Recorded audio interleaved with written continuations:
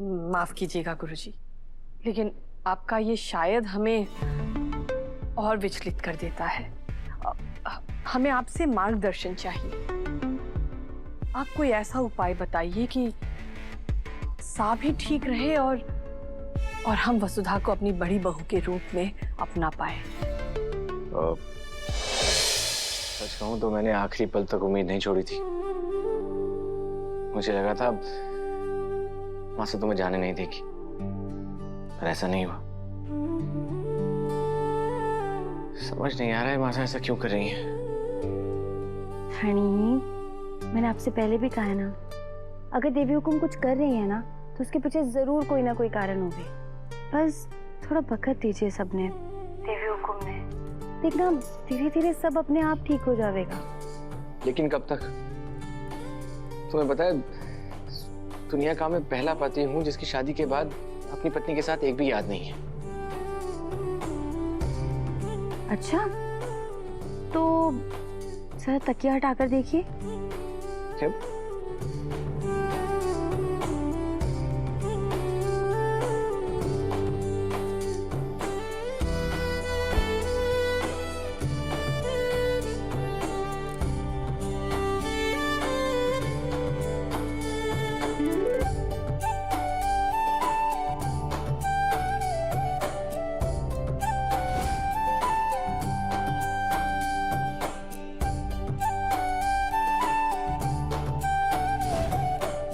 देखिए,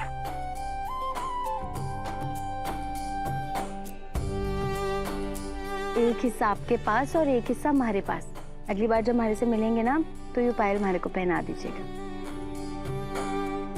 इसे तो मैं एक पल के लिए भी खुद से अलग नहीं होने दूंगा। बस अब एक बात का इंतजार है, मासा के मन में जो भी दुविधा है उसका जल्द से जल्द हल मिल जाए बस।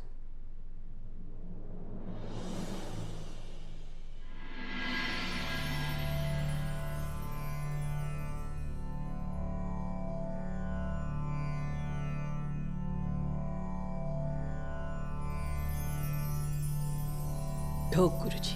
सौभाग्यवती भाव, बैठी। चंद्रिका जी, इतनी रात को आप यहाँ?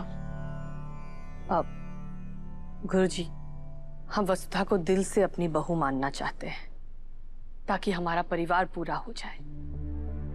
लेकिन आपने उसकी कुंडली देख के जो हमें बताया था, उस बात से हमारे दिल में एक डर सा बैठ गया है।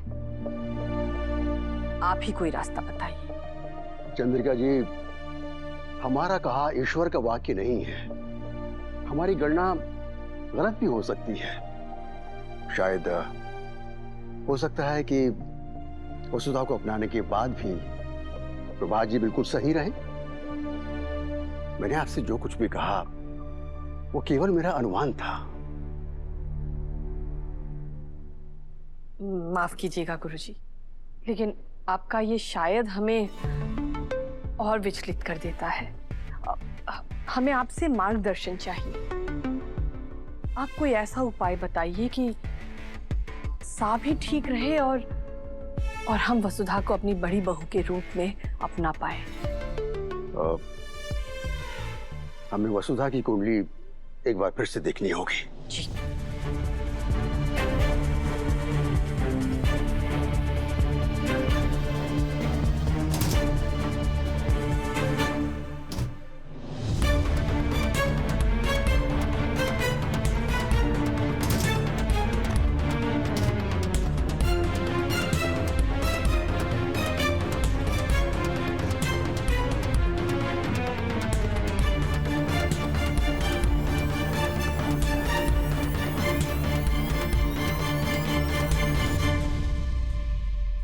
चंद्रिका जी, एक उपाय है, लेकिन वो उपाय आसान नहीं होगा।